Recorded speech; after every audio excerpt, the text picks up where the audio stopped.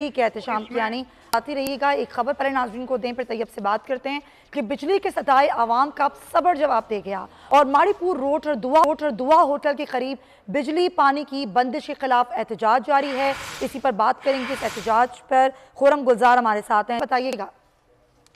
जी, ये माड़ीपुर रोड दुआ होटल के करीब जो है वो पानी और बिजली की बंदिश के खिलाफ यहाँ के जो मकीन है लियारी के, वो सड़क पर निकल आए हैं और मेन माड़ीपुर रोड को जो है वो दोनों ट्रैक को आमतौर के लिए बंद कर दिया गया है, जबकि एहतजाज के बाइस गाड़ियों की लंबी कतारें लग गई हैं। ट्रैफिक के जो एहलकार हैं उन्होंने ट्रैफिक की रवानी को बहाल करने के लिए मिर्जा आदम खान रोड और मीरा नाका की जानिब ट्रैफिक को जो है वो टर्न किया जा रहा है। साथ ही ICI पुल के जानिब हम देख रहे हैं कि वहाँ पे भी बदतरीन ट्रैफिक जाम है।